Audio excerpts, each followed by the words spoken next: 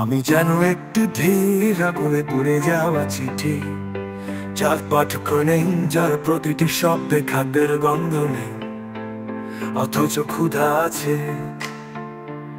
সেই ক্ষুধা বেঁচে থাকার আর একটু ধৈর্য। পেটের ভিতরে যেন কেউ বসে আছে, একজন স্বার্থত্বকারী যে হাসি মুখে বলে, আমি আসছি ধীরে ধীরে।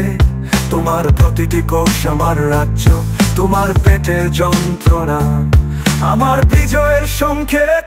আমি প্রতিদিন একটু একটু করে হারাই, ভাতের খান থেকে, চায়ের উষ্ণতা থেকে, কিংবা সহজ কথায় বলা আমি ঠিক আছি, তথাকথিত সেই শান্ত মিথ্যা থেকেও।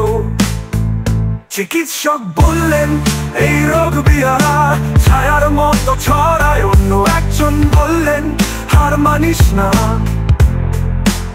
আর এক হোমিওপ্যাথ চোখে ছিল গভীরতা, দেখলেন না শুধু পাকস্থলী, দেখলেন আমি। প্রশ্ন করলেন তুমি কি ছোটবেলায় ভয় পেয়েছিলে?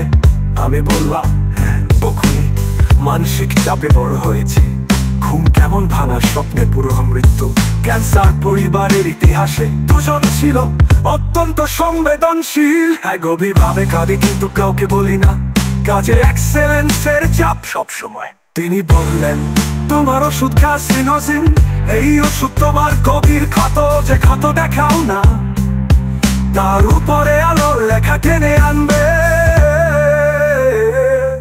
আমার ভিতরে আলো জ্বলে উঠলো না ঠিক, কিন্তু আগুনের গতি কমলো, ক্ষুধায় একটু ফিরলো, উষ্ণতা ফিরে এলো চায়। আর আয়নার সামনে দাঁড়িয়ে মনে হলো আমি একা নই, আমার শরীর আমাকেই বোঝে, যতটা আমি তাকে ভুলে গেছি।